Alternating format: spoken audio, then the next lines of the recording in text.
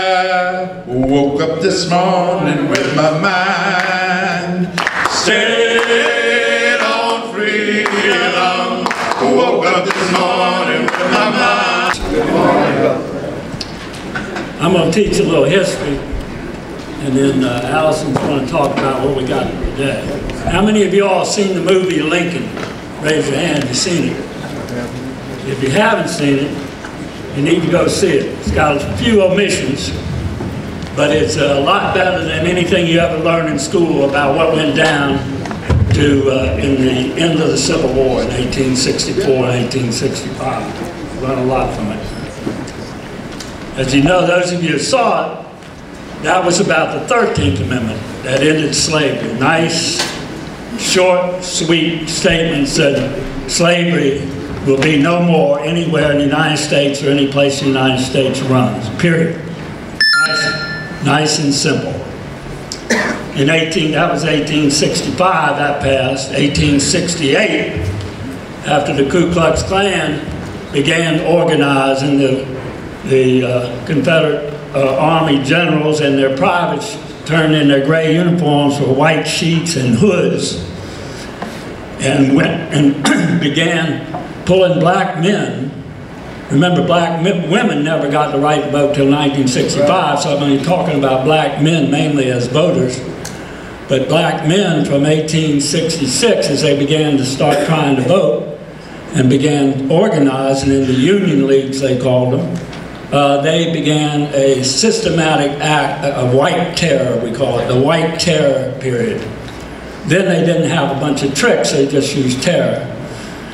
And within 100 miles of here, they pulled black men out of their beds and hung them, because if they tried to organize a Union League or said anything about voting and trying to get some political power.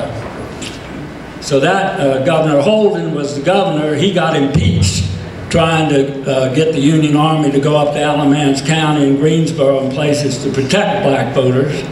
That was an impeachable offense. And in Washington, they passed the 14th Amendment, equal protection under the law. That's 1868. That's why I went to law school. I read that amendment and found out. I said, man, we could do something with that. Because the Constitution trumps all these laws.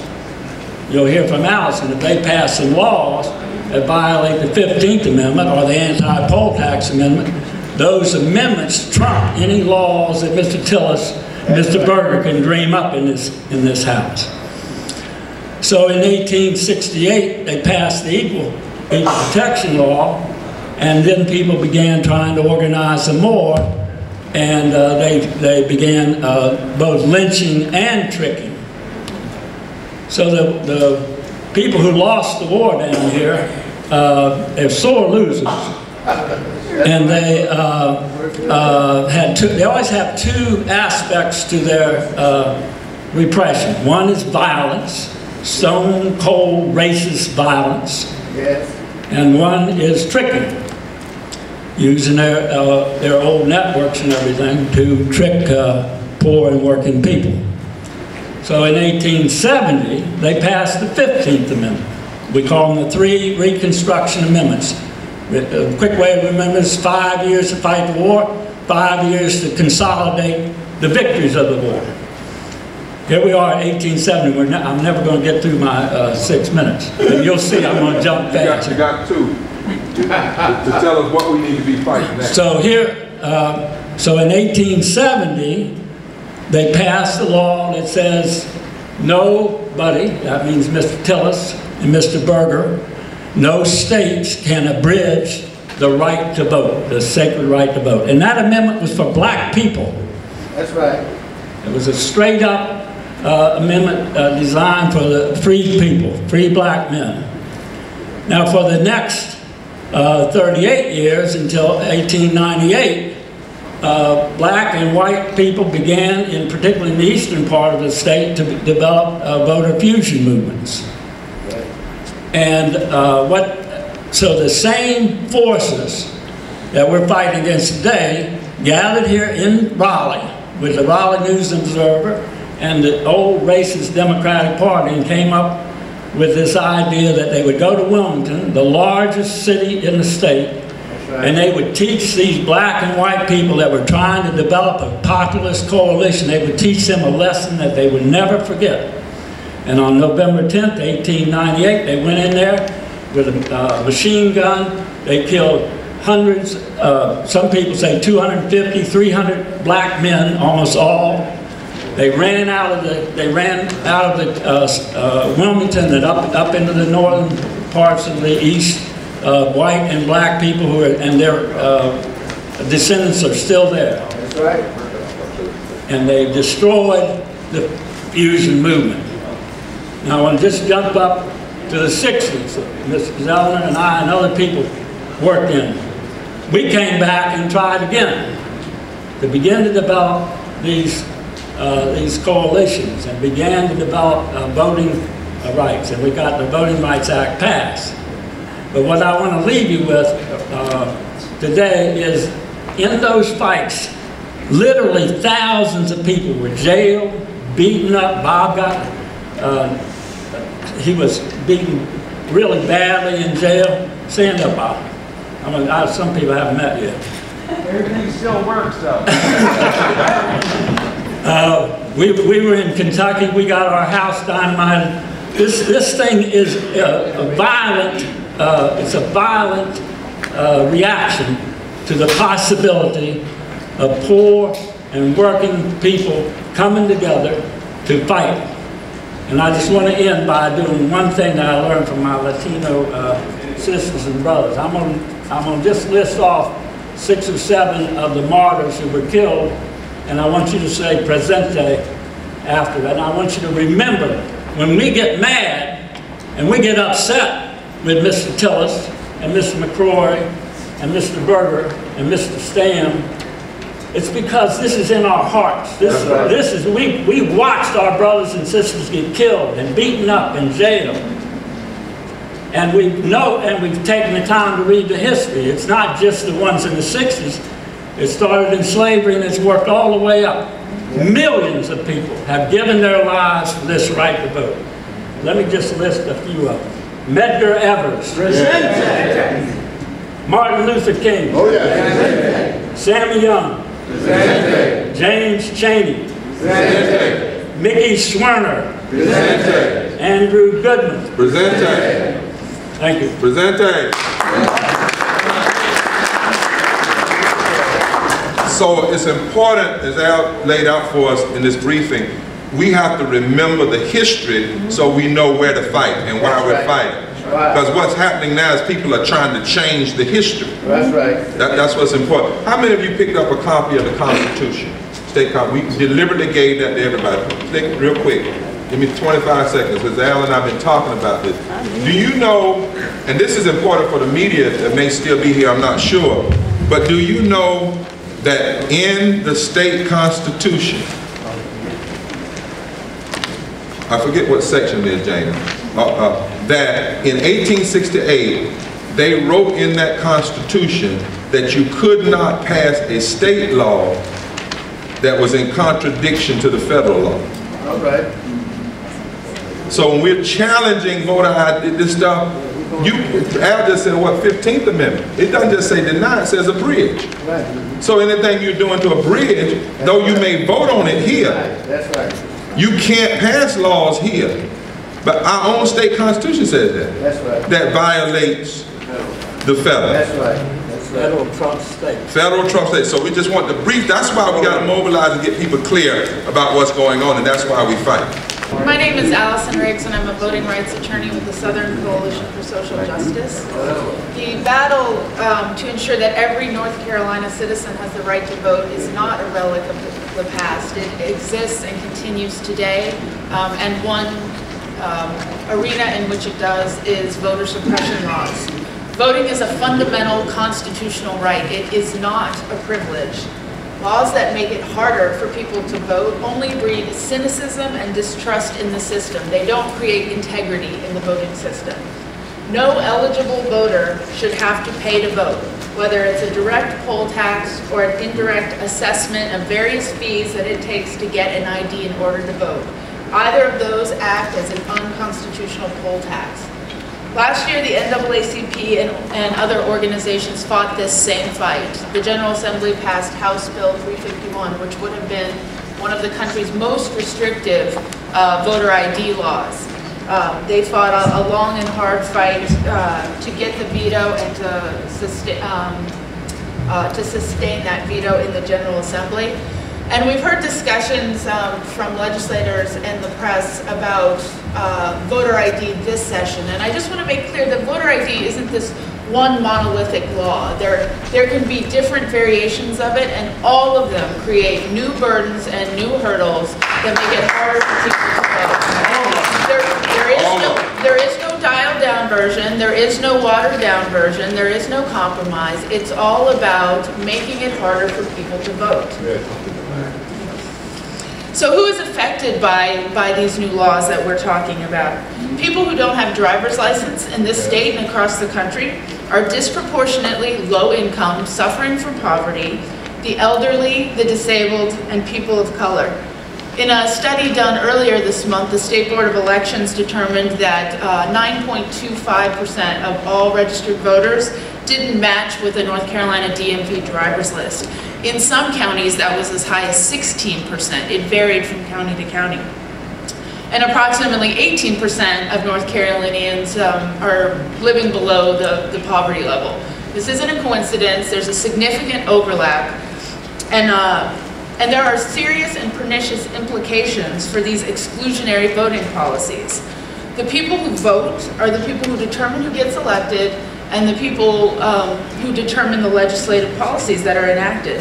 If those suffering from poverty and economic injustice are kept away from the polls, we're unlikely to see policies aimed at addressing the needs of those folks suffering.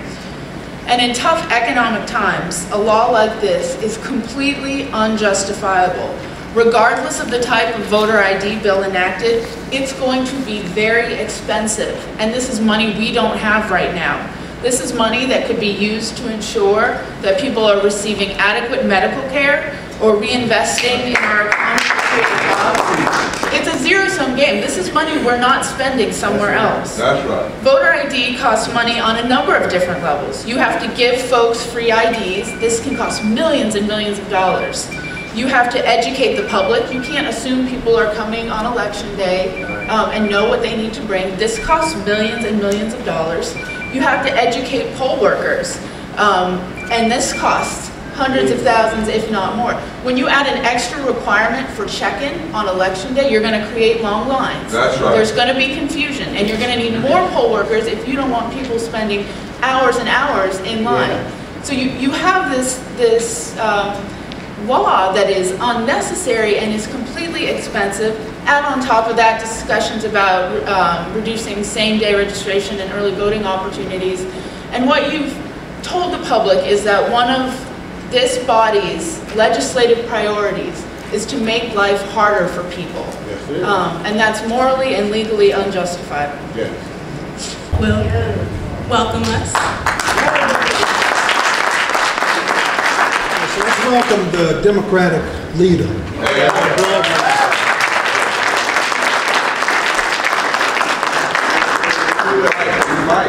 I want to welcome you home to your house.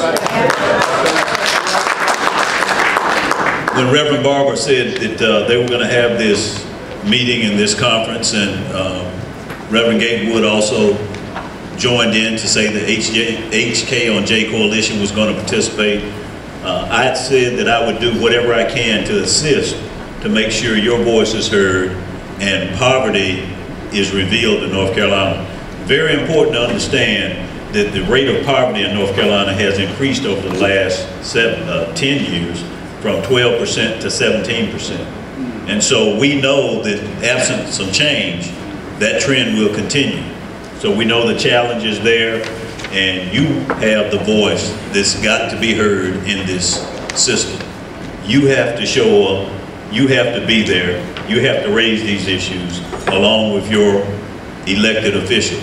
Notice I didn't say your elected leaders. You are the leaders. Mm-hmm. They work for you. They promised you that if you would elect them, they would address your issues. So I expect to see all of you whenever you feel an issue is coming before us. I expect to hear from you, as I expect all my colleagues should, whenever an issue comes before us that needs attention. So please understand, this is your house. We are welcoming you home, and we hope you come home often. Thank you so much. Let me say this, broadly speaking. It's important to understand this. There are three potent facts that lie at the vortex of American poverty. First, this is the richest nation on earth, the richest nation in human history. Second, we countenance greater levels of poverty, particularly child poverty, than any other remotely comparable nation in the world.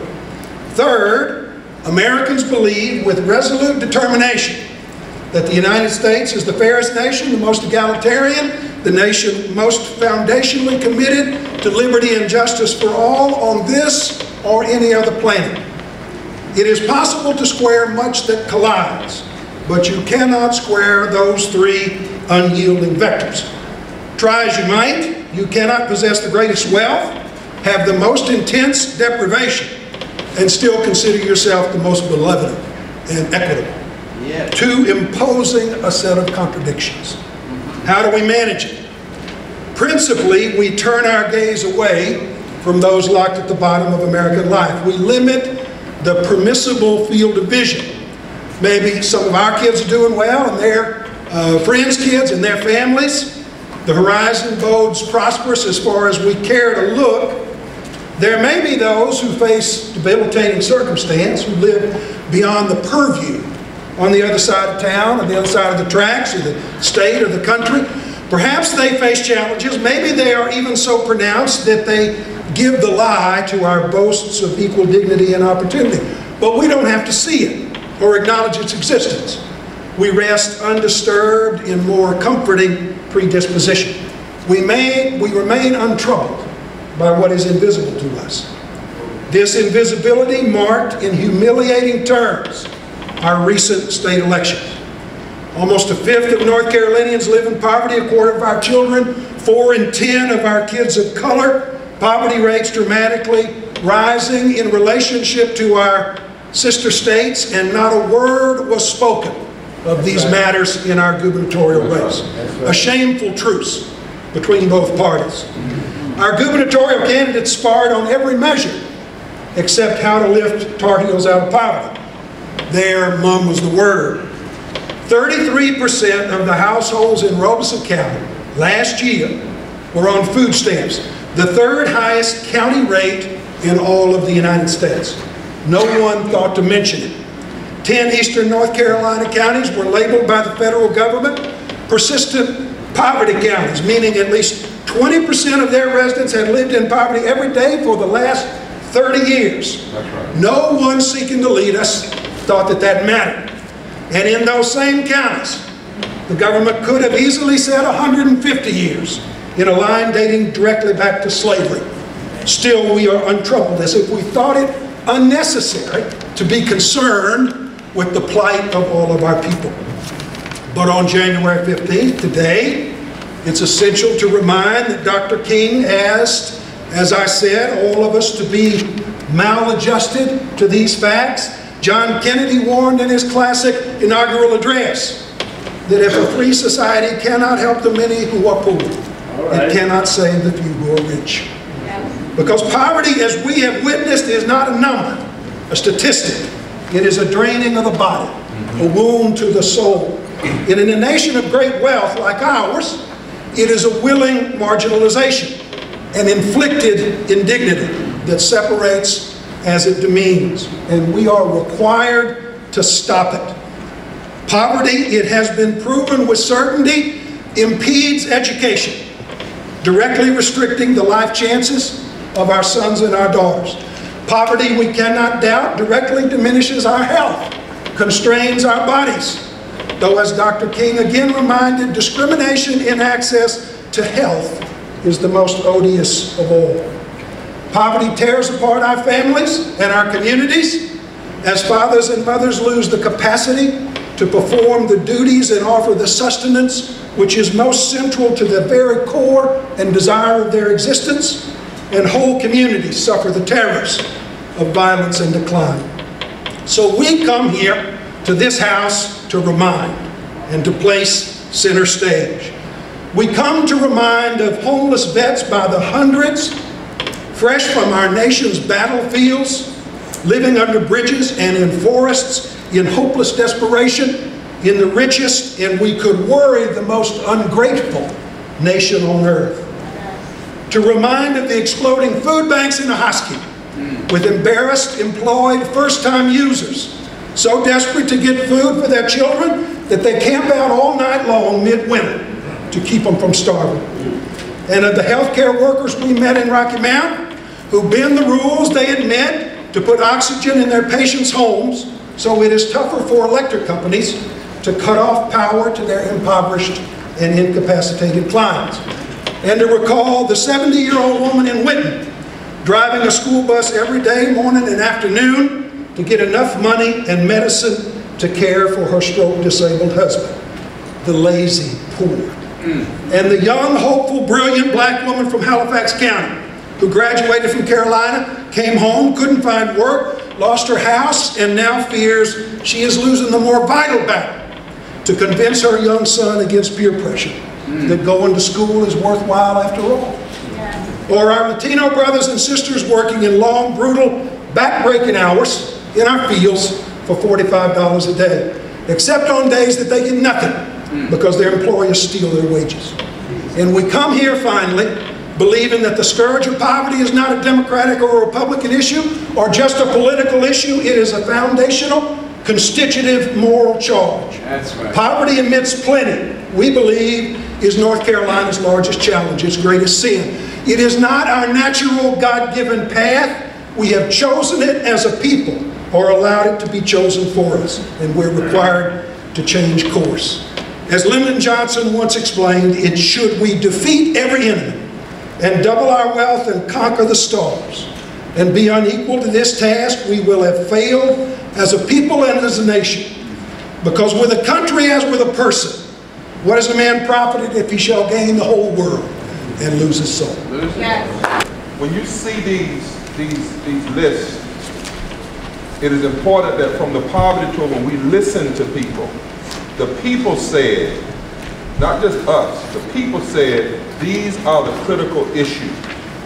And so as you go back to your local areas and we organize, what we're saying to the General Assembly Governor, this is what we want to see public policy wrapped around. So of course we started with voting rights, you see right there, that protecting and defending and expanding voting rights. That's not optional for us in the NAACP and HKonJ coalition. And we fight anything that goes in the other direction. And then notice under this poverty and economic justice, what Dean was talking, all of these areas. We're going to address it. We've got to deal with it. And I love it when Dean talks about, you got to raise that college, we got to force full employment. Living wages. Now I'm not going to go through each of them, but this chart is our guideline. And this is how we're going to be judging the public policy that comes out of this place. And as we said in NAACP in our meeting in December, we're going to focus on a rebound, countdown to a rebound. Because while people might have to vote, they got to come back in 2014 before us again. And we're going to remember where they stood. Not partisan, but on these issues. Is that right? Right. Attorney Phillips and Brother Gatewood and other planners, it's great to have a labor rights piece on here. Because if you're talking about keeping folks out of poverty, economic security, you got to talk about the right to a union, That's right. the right to collective bargaining. You got to start there. So what I want to do is to set this thing on fast speed, give you a little bit more time back so you can get to the other presenters. I think that's all right. A strong and a free democratic labor movement is a key to economic security and a way out of poverty for most of us. I think most of you know that folks that you know with a union card in their pocket, chances are they're not in poverty. No, sir. They're not in poverty, right? So, time and time again, you've heard that it was organized labor that gave you the weekend. That's right. Right? That gave you health insurance, right? That gave you a pension plan. Yeah. That created and built the middle class, paid vacation, But they got that through collective bargaining. That's right. Allow me just a minute to set the stage for this. And I passed out a piece, and you asked us to be a little interactive here. right. I passed out a piece here, and I'm going to ask you to pull that piece out. It looks like this. Fold it. Take a quick look at it. And what you will see in the center of this piece, a track that tracks the downward spiral of labor unions in this country. That's right. The number of our members nosediving. And you will see that the wage of the middle class is falling all the way down to where we are now. So to me, it makes no sense when you hear folks say that we ought to be proud that we are a right-to-work state. We ought to be proud that we have no unions here, very few unions here. We ought to be proud. We ought to be saying something is wrong with that. That's right. Somebody ought to stand up and say something. Somebody ought to say something. Let me just move on. The one other piece I want to draw your attention to, just to make it real. I passed out another little piece, a little card from Jane and John. Jane Doe and John Doe. It's called a union membership card. All right. Take that union membership card and you look at it, you'll see that Jane Doe earned $2 per hour more than her non-union counterparts. But also you'll see that Jane Doe earns about 35% more than the African-American female counterpart. Yeah. Go over there and look at old John Doe. John Doe earns $2 per hour more, 11% more than his non-union counterpart. And both of them, if they carry a union card, have some kind of health insurance. Yes, let's get real. We understand the political reality we stand in today. But that's not going to stop us from raising our voice. That's right. The people that you met on this tour are depending on us to be the voice crying, even if it's in the wilderness. Yes. Make straight. Now let me rattle through. Some will say that we're absolutely crazy to think about and have a conversation about collective bargaining rights for public workers. I say to you that if you ask my brother back there with you, he's saying we must continue to talk about the right of public employees, state, city, and county, to sit at the table and bargain over wages and benefits. And we know the mean spirit that we've seen across this country, where they've taken on union workers and try to divide union workers that are making good wages and benefits against those folks who are poor and making less. I'm here today because I understand that as my members carry a union card, we have a big responsibility to the poor. That's right. To those who've been left out. That's right. We're the ones that have to join you and say what other folks are not willing to say. Let me rattle off a couple of issues here now. In North Carolina, here in this legislature, you're going to hear what's good for business is good for all North Carolinians. Well, in our labor movement, we have another say. What's good for workers? Yeah, we're good for all. What's good for workers is good for business. And it's good for all of us. We're good, a safe workplace, good for workers, good for business. That's right. Good education system, good for workers, good for business. That's right. Good pay, good for workers, good for business, allowing workers then to buy the products and services they produce. Yeah. The working poor, here's how I rattle this off. Here are the issues. Here's just a snapshot of some of the issues that I'm asking you to consider. Let's not give up on our hope for collective bargaining for public sector workers. If the workers at McDonald's can form a union and bargain collectively under federal law, we ought to give workers at the city and county level those same kind of rights. It is time. It is not time now to do away with our minimum wage law. There's some folks that say we ought to do away with the state. We ought to be talking about a living wage. That's right. Not a minimum wage, but a living wage. And if you want to have that conversation, I'm with you. We've got to protect wage and hour. Let me just say, some folks are not aware of this. Wage theft is real. That's right. Poor folks that have earned money when Friday payday comes, they can't find the boss man to get the money. That's right. Underpayment or no payment at all, and it oftentimes happens to poor folks. Yes. Now let me deal with unemployment for the next couple of little minutes. That's fine, Doc. It's interesting that two of the big issues surfacing in this legislature is, talking about photo ID, and already a committee have passed a bill to cut unemployment benefits of the most vulnerable among us. Yes. The most needed among us. Let me give you a snapshot of what this is. Here is what I can't understand smart folks who are, say they Christian folks, who put their hand on the same Bible that you held. How could they do this? How could they do this and wake up in the morning and feel good about it? Listen to this, listen to this. The current proposal will cut maximum benefits from about $535 to $350, moving us from the 9th place down to the 40th place in terms of maximum benefits. Does that make sense to you? Yes. It will add, listen to this, almost every state have a 1 week waiting period. North Carolina, if this proposal passed, will be the only state that will say to you, you're unemployed, but hey, guess what? You might wait 2 weeks to get your money. What do folks do with unemployment benefits? They don't bank it, folks. That's right. They pay roof over the head, food on the table, trying to stay alive until they get to that next thing. That's what they do.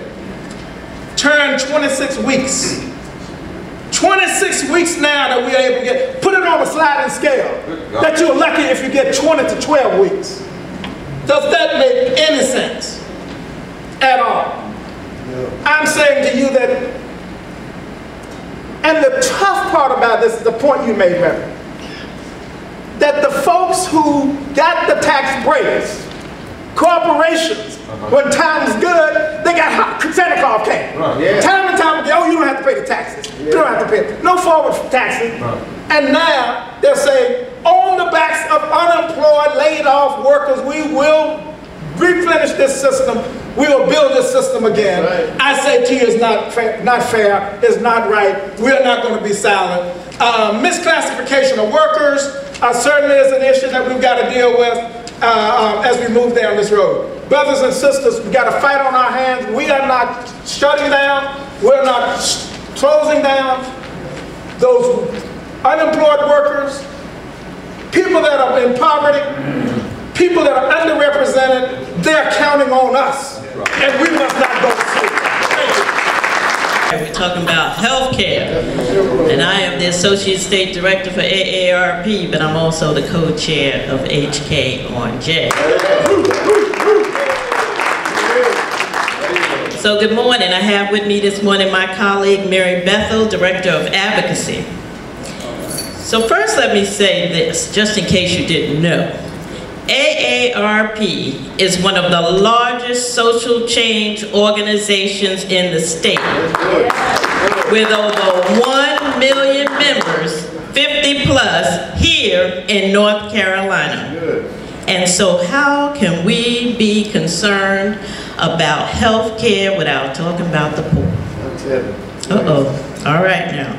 AARP priorities, I want you to know, in 2013 include strengthening Social Security and Medicare and support coverage under Medicaid for those incomes under $15,000.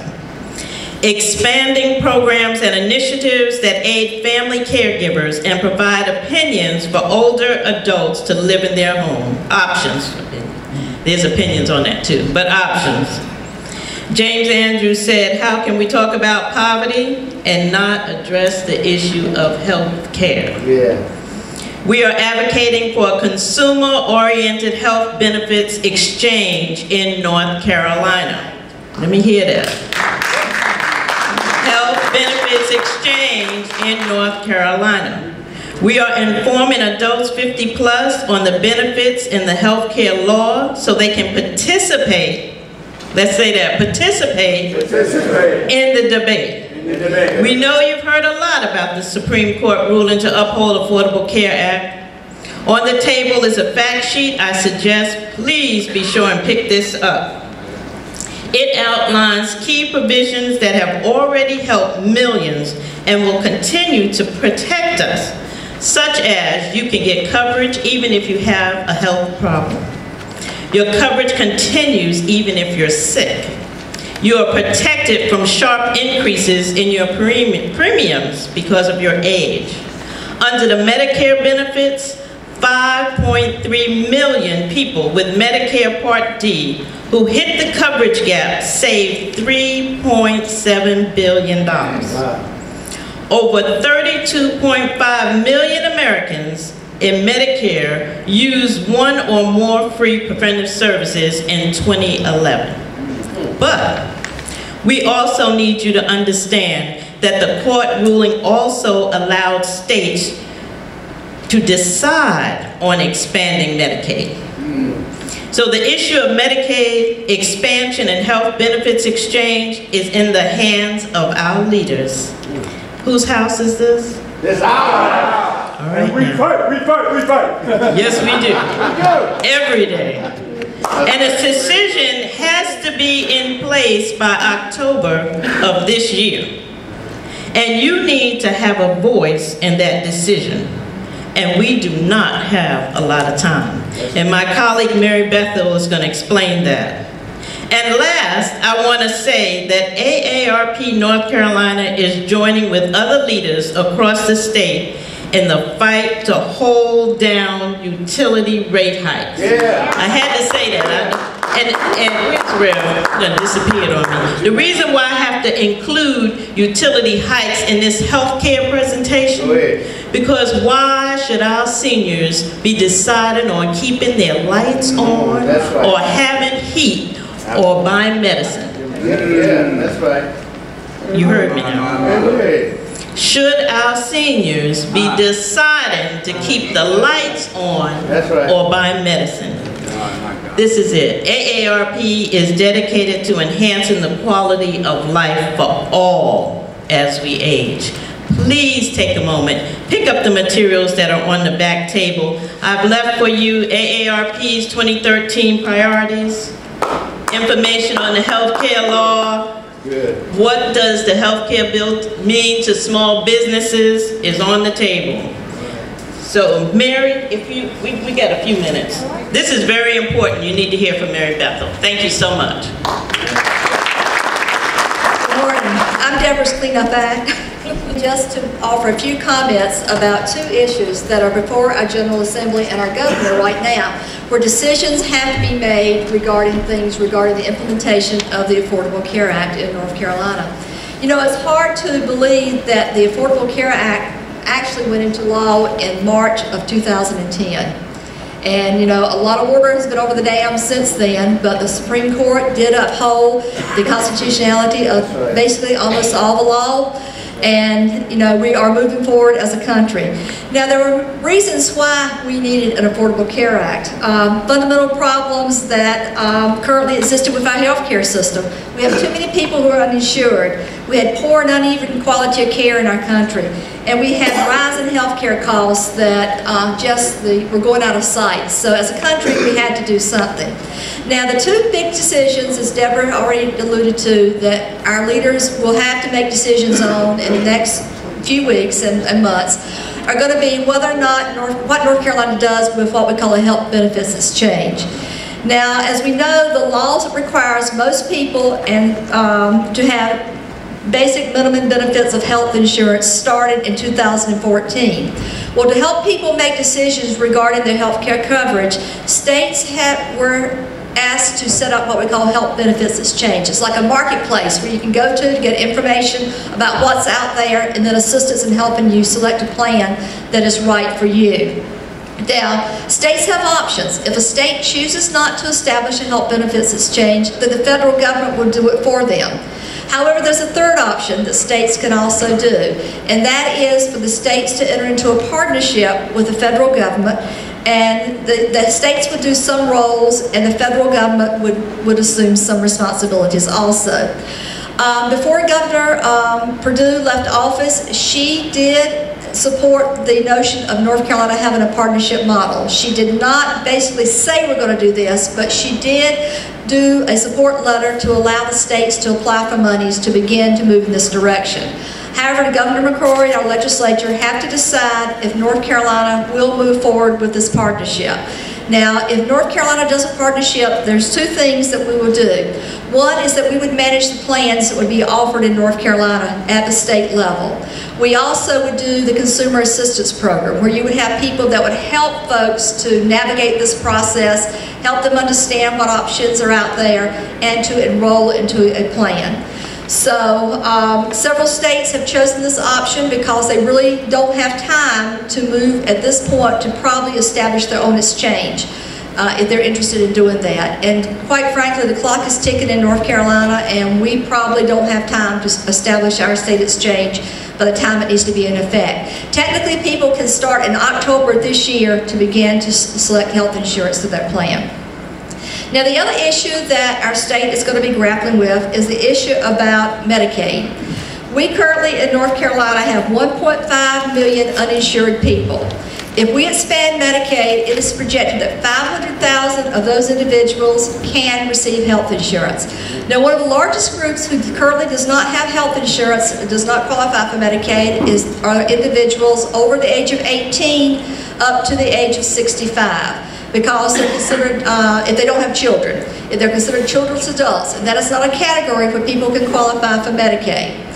So in North Carolina with ARP, one of the big areas we're concerned about are folks between 50 and 64. We've got over 100,000 people in this category that are below, that have incomes below 138% of poverty, which is about $15,000 that if the state expanded Medicaid could qualify for this.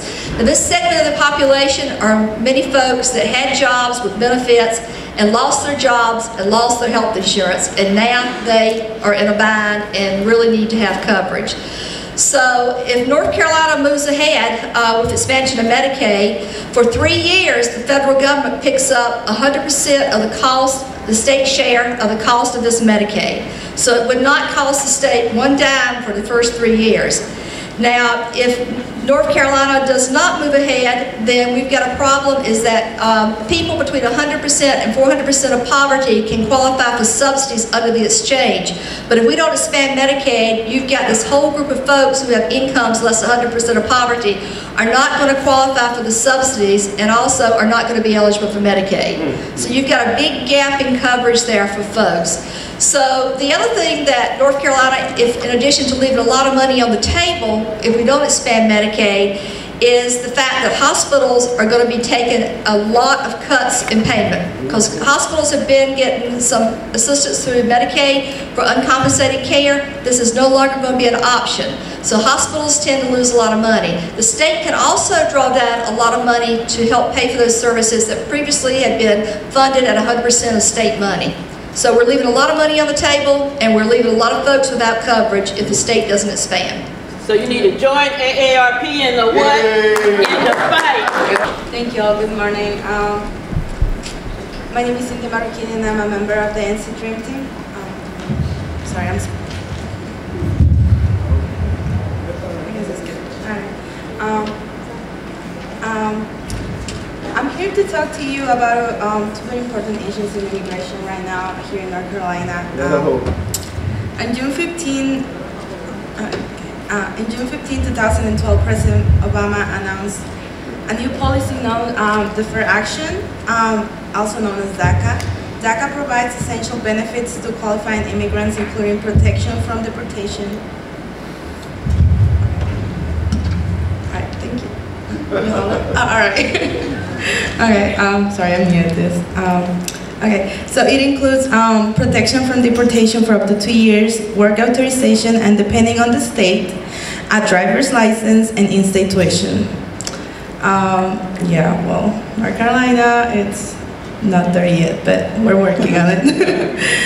For potential DACA beneficiaries, also known as Dreamers, this is a chance for a lifetime to step out of the shadows and amplify their existing contributions to the social and economic civil life in our society.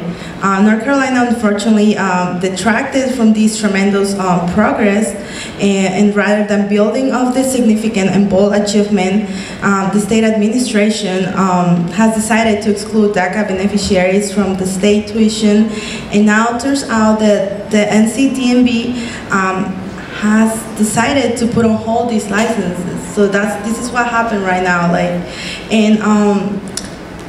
Deferred action has existed for a long time before President Obama actually made it more public, and we're just wondering why is this happening now. And under the leadership of previously fired Wake County Public School Superintendent Tony Tata, the DMV is denying driver licenses to deferred action youth, and this is This is a targeted discrimination and predatory stance against immigrants. I'm sorry, but I can hold it if you want. Thank you, sorry about that. We're here, I'm here to ask you to stand with us and to help us fight this injustice. Again, and I know we have to be brief, so I would just like to end with a quote from Dr. Martin Luther King, since it's his birthday, and he's just awesome. We may have all come from on a different ship, but we're all in the same boat now, and I think that's something really smart, and all has to be free. So I'm just here to ask you to stand with us. Thank you so much.